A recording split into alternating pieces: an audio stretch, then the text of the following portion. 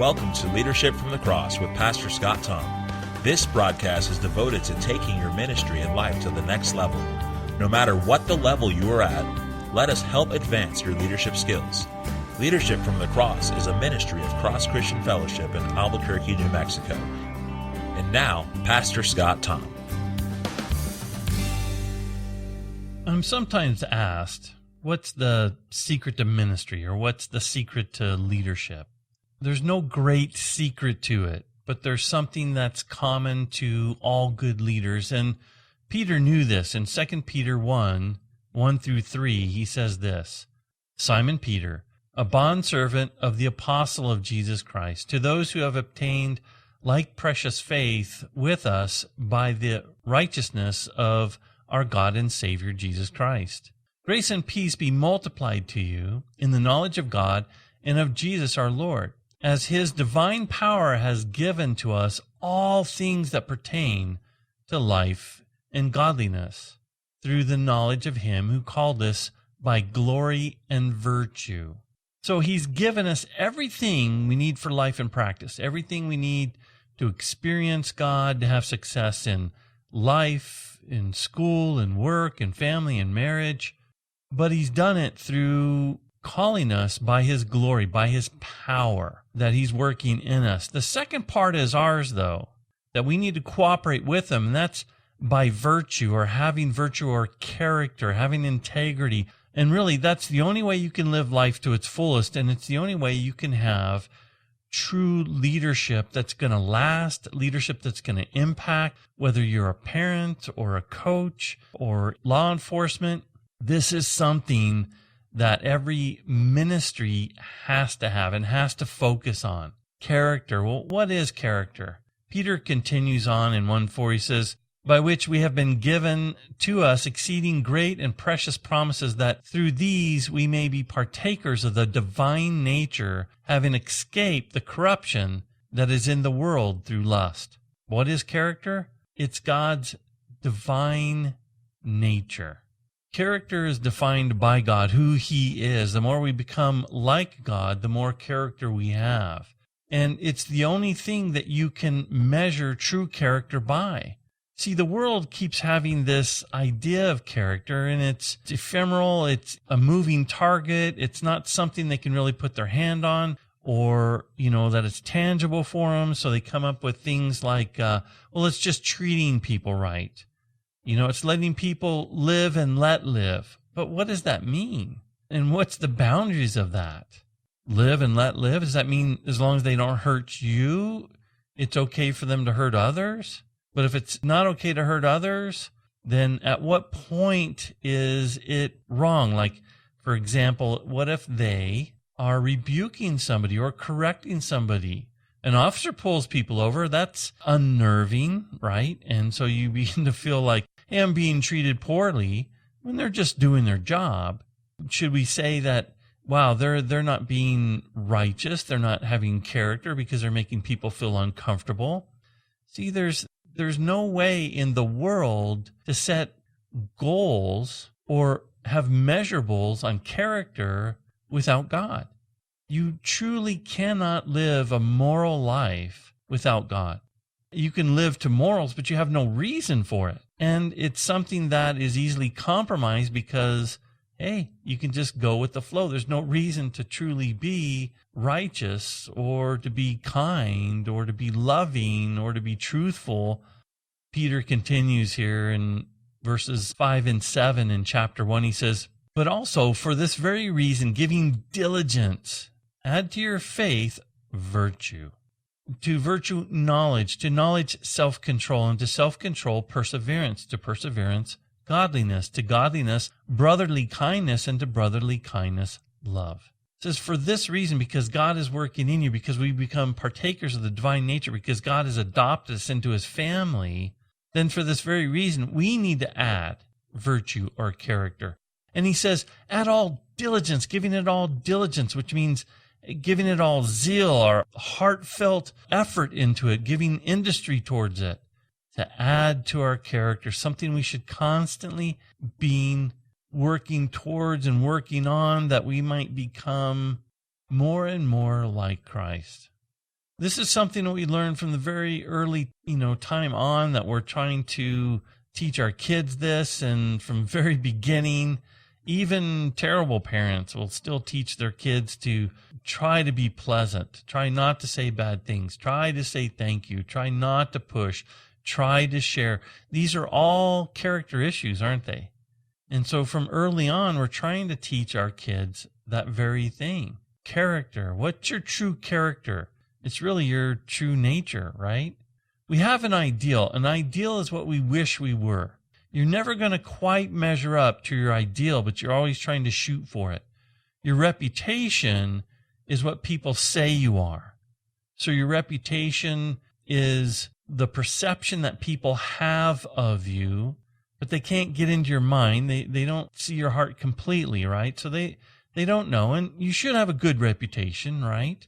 But a reputation isn't the end all. That's not how you gauge your character, because Jesus had perfect character, but there are some people who disagreed with him and wanted to kill him, right? Like the Pharisees and the scribes and the Sadducees. And among them, he didn't have a great reputation. He healed on the Sabbath. He loved on people.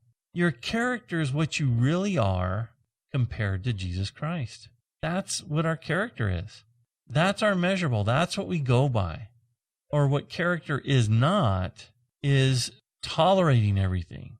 It seems now that the epitome of character in our society is that you're able to tolerate people and their sins. So their promiscuity, their evilness, as long as it's not hurting anybody, or if it's consensual and they're hurting one another, it's okay. You shouldn't be correcting them. It's okay to tolerate drug use and sinfulness and, licentiousness and all these things, because if you don't tolerate it, then you're judging people and you're not really honoring them and loving them. But that's silly, right? Because if somebody's doing something that is self-destructive, if a child is playing with electrical outlet, you tell them to stop because it's not only going to hurt them, it could be deadly. Tolerating things is not character. Being patient is working people through some of these things when they're disobedient or not totally honoring God or parents or the law, but you're working them through that. That's character. That's honorable. But tolerating that is not. Character is not always going to gain worldly success. So people could say, that person's successful, they must have character. That's not always the case. Sometimes they lie and cheat their way to successfulness in the world's kind of, measuring stick for it. But character's not always going to get you in a place where you're even happy. In the long run, yes. But remember Joseph in the Old Testament, who stood by character and didn't sin against God. He says, how could I sin against God? And so he's wrongly thrown into prison, being falsely accused of rape. Outside, people would look at Joseph and say, he's not successful. He's not a role model, yet he was. And Peter continues here, 2 Peter chapter 1, 8 and 9. He says, for if these things are yours and abound, you will be neither barren nor unfruitful in the knowledge of the Lord Jesus Christ. For he who lacks these things, though, is short-sighted, even to blindness, and has forgotten that he was cleansed from his old sins. So just because you've come into Christ doesn't mean you're going to have character. You can be short-sighted, even blind yourself or harden your heart, and you've forgotten that God's worked in you and he saved you and you've gone and lived in the world. You're the prodigal, but the prodigal doesn't have character. But if you do have character, if these things that he says you be diligent in are in you, sooner or later you will abound. Sooner or later you will be fruitful. You're not going to be barren. Ministry and leadership, success in God's eyes, these things are going to come really long-term only by character. You are not going to have successful leadership, whether it be in business or at home parenting or in ministry, without character. Your marriage, you may think it's made in heaven, but the way it's going to continue, the way it's going to have a good relationship and have good maintenance is because that each individual begins to develop character. You can't have a good marriage or friendship unless you have faithfulness, right? Unless you have trustworthiness. These are elements of character. These are virtues that you must put on to have a successful friendship and marriage. These are the types of things that stops incidents from happening and prolong leadership and make you have an effective leadership, because people are going to trust you. People are going to follow you. For a parent and a child, when you're exhibiting character, and it doesn't have to be perfect character, and they're going to see you at your worst. But the thing is, if they see you constantly working on this and getting better and moving forward in character, they're going to respect that. They're going to give you more pause and more credibility than other people. Maybe not right off, at the beginning, but they will in the end. So this is difficult for some parents who have a blended family or they've been divorced. You have one parent who is very liberal, letting the kids do almost anything they want. Then you have the godly parent, right, who is standing up for character, standing up for principles. This parent is saying, no, you can't watch certain things. You can't do certain things. They're not going to be as successful or as loved, usually, than the other parent until later on, maybe years down the road, the child who slowly becomes an adult begins to appreciate the guidelines, begins to appreciate the rules, begins to appreciate the steadfastness that's there.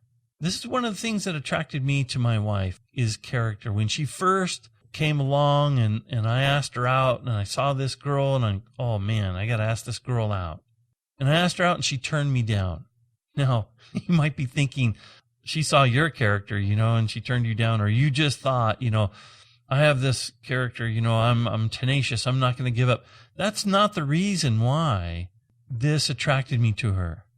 What attracted me to her is because I've had a girlfriend before who I trusted and dated and found out she was cheating. And when I found out that this girl that I had just asked out, when she said no, the reason she gave me for saying no was because even though she was breaking up with somebody, she says, I've still not come to terms with this. We still not have completed this breakup, and there's no way that I'm going to go out with you until I am completely broken up from this other relationship, that I'm not going to lead this person on, nor am I going to break my word with them. And I thought, man, I want this girl to eventually be my wife because I can trust her. She has character. It's attractive. It's beautiful in a person. And it makes for long-term relationships, 30 plus years now together. See, character is always proactive in regards to circumstances in people's lives, and it doesn't wait on other people. It's not reactive so much. It's proactive. It's taking care of business, and leaders are followed because they're proactive. And most good leaders are proactive because of character. They won't procrastinate when decisions have to be made. They step up. They have these characteristics, virtues that inspire others to follow. And you can see it even in the small things. There's a story of a middle-aged businessman, an executive. He was approaching the front entrance of an office building where he worked, and this young feminist came up at the same moment. So he stepped back. He opened the door for her to, to pass through first, and she looked at him. She kind of wrinkled her nose with a little bit of annoyance, and she said, "Don't hold the door open for me just because I'm a lady."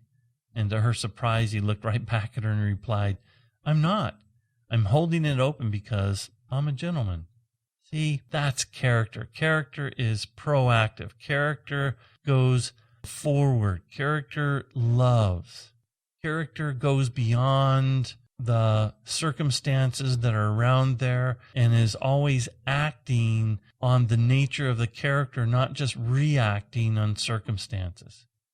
So leaders are basically called to character.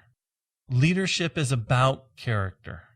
A lack of character in a leader causes blindness, and a leader can go through places where a ministry grows or, success happens in business, and then the leader can lose sight of character and start to feel like entitled, where the leader feels that other people are obligated to him or her, that they should be catered to, that they should receive special treatment at the expense of other people. This kind of entitlement and arrogance that can kind of come in, when success happens because they're not continuing to work on leadership and character. And it may have been lacking to begin with. To have success in ministry, and this is part of what we're going through here, to have success as a leader, you've got to constantly be working on virtue. This is what people and successful people have learned and have practiced. And if you're not, it will come back to bite you. And it will hurt the people that are ministering with you or serving with you or are working for you or living in your house or your children, because whatever you practice, even in a little bit, the people around you are going to practice in excess. So if you do it in moderation, oftentimes they'll take it to an extreme or excess. For example, David, he knew he wasn't supposed to multiply wives, and yet he did. He had a handful of wives. But then his son Solomon had hundreds, and it led him away from God. It caused him to become blind. The character that we're supposed to have and we're supposed to acquire is something we're supposed to focus in on. 2 Peter 1:10, he continues. He says, "Therefore, brethren, be even more diligent to make your call and election sure. For if you do these things, you will never stumble." If you're called to leadership, to make that calling permanent without stumbling, he says, give diligence to this, which means it's something that we learn and we practice and we move forward. So here's two more things. Here's how to be diligent in it. One is learn it, right? Study character, study leadership, study good leaders. It's something you learn through teaching, through absorbing. In Titus 2:3-5, Paul is writing Titus, and he's teaching him really how to implement this among the troops, right? Among the Christians, and especially with the women. He says in verses 3-5 in Titus 2, he says, "The older women likewise, that they may be reverent in behavior," character, right? "Not slanderers," character. "Not given to much wine," character, virtue.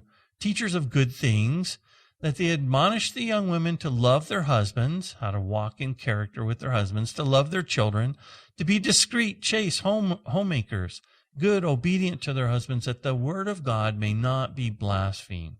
And so it comes through teaching. It's something that we should be basically indoctrinating ourselves in. We should be brainwashing ourselves in character. In the military, they tear people down, shave your head, you're all dressed the same, they push you beyond your limits. They do this, basically also in basic training for law enforcement and other places. And it causes you to kind of process it as a group and have a connection with one another and begin to rely on one another, but also to trust your teaching and your training, to not be independent apart from that, because they know that if you do this over and over, and if you're taught something over and over, it'll start to become ingrained in you. You know the old saying that if you sow a thought, you reap an act. And if you sow an act, you reap a habit. And if we sow a habit, we reap character. And if you sow character, we reap a destiny. It's the same thing. If we set our minds and our hearts and we're diligent to learn about these things and to teach about these things, then we'll begin to have a thought that begins to reap an act that, as we sow, reaps a habit, and the habit to character and character to destiny. But this comes about by the second part, okay? The first part is just teaching. The first part is instruction. This is the place where we really miss out in church. There are some churches out there that are terrible now in teaching and training. They've abandoned the Word of God. They've become liberal. They've exercised out the authority of the Word of God. They've gone to paraphrases and to scriptures that they compromise and teach just the opposite of what the passage is actually teaching. They're never going to reap character. Their hearts are hardened and seared. But then there's a lot of great churches out there that are teaching the word verse by verse, giving God's counsel, pastors who are laboring over the word. They're doing a fantastic job. But we're sometimes missing the last step, and it comes through discipleship, and it really comes through fire. It comes through growing through the trials. It comes through going through the testing, right? This is something that as we are learning something, we only learn it if we know we're going to be tested on it. And if we're tested on it, then we know where we stand. And when we know where we stand, we can grow better. If you are trying to learn any subject matter, a new language, and the teacher says, don't worry, you'll never be tested on this. And don't worry, I'm never going to put you in a situation where you have to use this new language. We're never going to travel, like if you're trying to learn Spanish. Hey, we're never going to travel to a Spanish-speaking country. We're never going to go to Mexico or South America or any of these other places. So you don't have to worry about that. What's going to happen? I mean, you're not going to study. You're not going to know if you really know the subject. You're not going to know if it works, if you got the accent right, if you got the wording right, if you got the syntax right. You're just not going to know. But that's teaching. See, she's teaching you, but she's not training you. Training has to have testing. That's why in 1 Peter 4:12, it says, Beloved, do not think it strange concerning the fiery trial or test, which is to try you or test you, though some strange thing happened to you. Right? That, this is strange. I'm getting a test. Why should I be getting this test? Because God knows. It's not just teaching alone. It's not instruction alone. This is how Jesus trained his guys. He didn't just sit and teach. They followed him. They watched him. They got to see his examples. He led by example. Then he slowly gave it away and let them begin teaching and going out 2 by 2. Then they would come back and he would debrief them. This is the difference between teaching versus training. The difference between instruction versus practice. Instruction starts kicking in when the trial comes, right? When the testing comes, and then you see where you're lacking. Then you see like, oh, I didn't pay attention enough in that instruction. I didn't pay attention enough in that teaching, and now I'm finding out this is not something that's good. I'm finding out I'm lacking. I go back and I review my teaching. Then if I go out and I begin to practice or take it to the field, or take it to the training, or take it to real life, then I begin to see how it works. I've been around law enforcement for a long time, not as an officer, just as a chaplain, but I got to ride along with many officers, and I respect them highly. And I've been through some of their simulators. I've been through one of the life-size simulators. You walk into this room, and the walls and everything go 3D, not quite 3D, but it gives you depth perception because you're seeing something that's being portrayed on 3 walls by 3 different projectors, okay? And so now you become the police officer. So you get the call and, you hear come on the radio and it's domestic violence situation. And the woman is screaming in the house. And so you're sent there, code 3, you're sent there, lights and sirens. So you arrive, and I'm standing there, and you're looking at this wall, which is kind of a screen, and it's projected kind of wrapping around you. So you see the front of this house, and it's a nice suburban house, and you hear some screams, and you hear a woman screaming, and, your lights are still going in the background, and a siren, and dogs are barking in the background, and you see this man kind of stumble out of the house, and he's hiding his hand behind his back. And so, officers go through their training, show me your hands, and you're focused on this man, and he's obviously hiding something. The woman is still screaming in the house, and he's not showing you the hand. So you pull your revolver, right? Could be possibly a deadly situation. You don't know what he has behind his back. And obviously the woman seems hurt. So she comes out of the house and she's still screaming and she's a little bit bloody. And you're thinking, okay, this guy has a knife or he has a gun or he has something. And you focus in on him, right? And he starts coming toward you a little bit. And you point your gun at him and threaten him. And the woman, you didn't see it, but the woman has a gun and she points at you and shoots you because she loves her husband, doesn't want him killed. He doesn't have a weapon. He's drunk, and he walked out with a beer in his hand, and he holds it behind him because he didn't want to get arrested. But domestic violence can switch so fast. But this is something that's called tunnel vision. And officers are told, don't get tunnel vision. Step back, change your wording, change your stance, be close to cover, at least concealment, so that you can react quickly, so that you're protected. And I did this. I fell right into it. I'm like yelling at this guy, and it's a video, and it plays out several ways. So they have actors, but they're portraying a real life scenario that happened to an officer.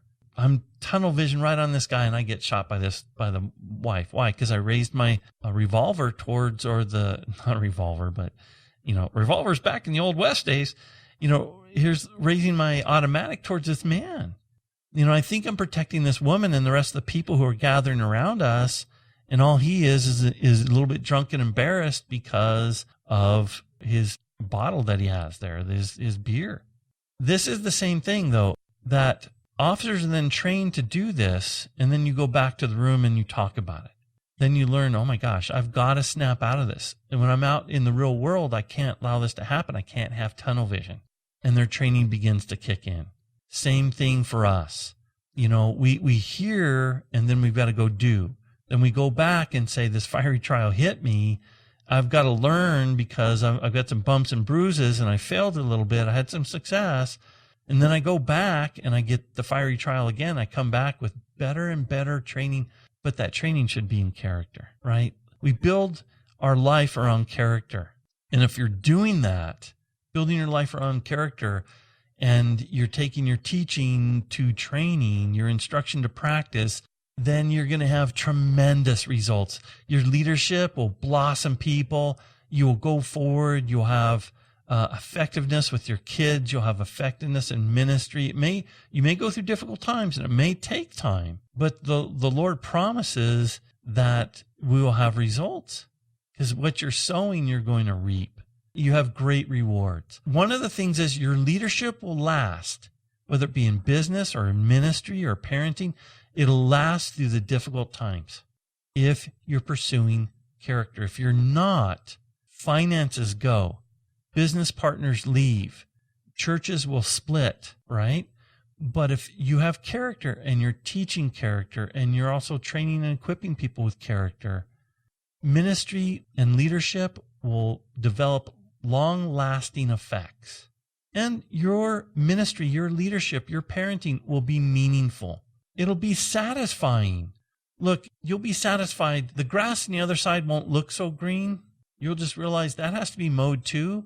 The side I'm on, the side that God has planted me on, hey, it looks pretty good. I'm satisfied. This is encouraging. So one of the first results is that your leadership, in whatever place it's blossoming in, it's going to survive through the difficult times. It'll also be a leadership that will honor God. It'll reflect God. So even if you get thrown in prison like Joseph, the praise will come later. The success will come later. It will honor God. God will honor it. So in this life or the life to come, God will honor you. And we've got to think not just earthly, but heavenly. We've got to think not just temporally, but eternally, right? We can't just think by what is around us and materially, but we got to think spiritually. And that means that we're not just thinking about our child now. And if I give in to him now and appease him now, but I may lose him later. I may not be able to bring him to Christ later because I compromised. We don't want that. So secondly, leadership that follows character, virtues, will honor God, and you'll always be blessed because of it. And you'll reap great rewards. What you sow is what you reap, not only personally, but in ministry and in business. It will flow through all areas of your life. So that's a third thing. If you seek character, you'll reap in all areas of your life. It'll reap through your kids, your students, your players, if you're a coach, those who are in your ministry and following you, and in your church. You'll have results and accomplishments that'll go on for eternity. I guarantee you, because that's God's economy. If we don't do that in the world, you can gain all kinds of money, die, and then have really nothing to show for it. Nothing. You leave no friends, no eternal rewards, loss of our soul. But if you do it God's way, and especially if you seek virtue and character, you will have tremendous success. So one of the key elements for leadership is character. We'll talk more and more about this as we go on.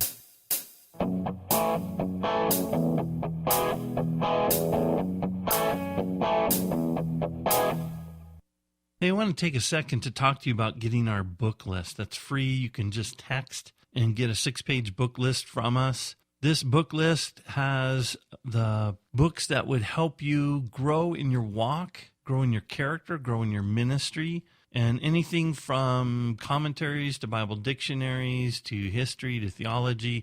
We have it in a 6-page book list that's free.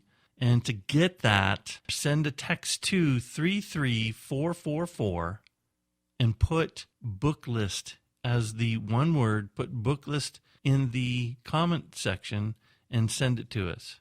So just text in one word, book list, to 33444, and we'll send you this 6-page list of books. It's free. Go through it and actually get the books that are really going to help you in your walk. All right. God bless.